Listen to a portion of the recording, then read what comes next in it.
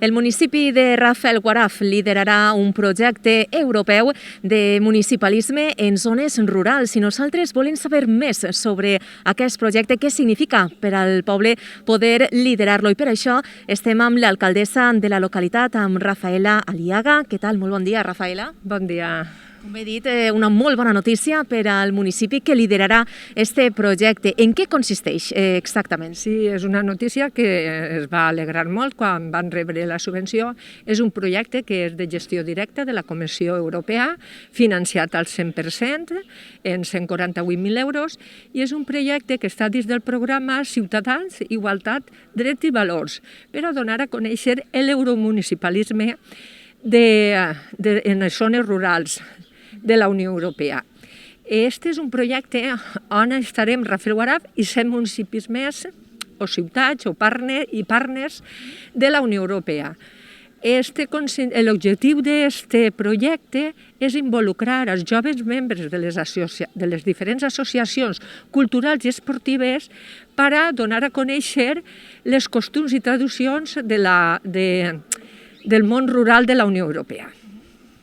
És un projecte que arrencarà aquest 2022, seguirà l'any que ve, més o menys quina és la seva trajectòria? És un projecte que tindrà una duració de 24 mesos, arrencarà segurament a febrer i consistirà en 8 events en els diferents països, on ahir anirem diferents membres d'associacions d'ací de Rafelguaraf, que anem a crear una comissió tècnica per a coordinar el tipus d'activitats i anirem per a donar a ensenyar les costums i tradicions de cada municipi.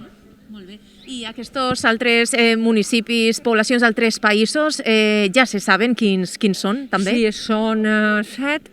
Un d'ells és l'associació Scouts de Romania, l'Ajuntament d'Amarante de Portugal, la Fundació Genista de Malta, l'Ajuntament de Carcac d'Hongria, l'Institut Cultural de Cultura Hel·lènica d'Holanda en Rotterdam i una xarxa de cooperació de rutes europees de Carlos V d'Espanya i és Sport Room de Bulgària. Ja heu mantingut contactes amb ells? Un primer contacte encara no? No hem tingut el contacte amb ell perquè el que hem tingut ara és l'aprovació. Ara ja es començarem en la coordinació a través d'una empresa que hem contratat en projectes europeus, Crea 360, que ells són líders en aquest tipus de projectes, perquè, clar, nosaltres com a poble menut sabem les fortaleses i les debilitats que tinguem. Nosaltres no tinguem el personal preparat per a aquest tipus d'ajudes, per tant, ho hem tingut que externalitzar a una empresa especialitzada. A través d'ells i a poc, el mes que ve, ja començarem a crear aquesta comissió tècnica on ja anirem tinguent aquesta toma de contactes i ja es començarà a organitzar els diferents events. Molt bé. Perquè el 100% de la subvenció va parar ací, al municipi, a Rafelguaraf. El 100% ve a parar ací i nosaltres serem els que distribuirem els diners als altres 7 països per a les diferents activitats, els viatges. Això consistirà en nosaltres, la primera toma de contacte que hem tingut, nosaltres anirem, cada vegada anirà una comissió de 4 o 5 o 6 persones d'ací de Rafelguaraf als diferents països.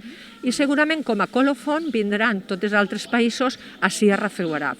Este projecte tindrà una durada d'uns 24 mesos i que serà un parell d'anys i durant tot aquest temps anirem ja coordinant el tipus d'event. Nosaltres estiguem molt contents perquè, clar, des que entrarem a governar es marcarem com a ruta en els projectes europeus, perquè sabíem que és una manera de donar a conèixer el nostre poble i una oportunitat als nostres joves més enllà d'ací de Rafelguaraf i de València.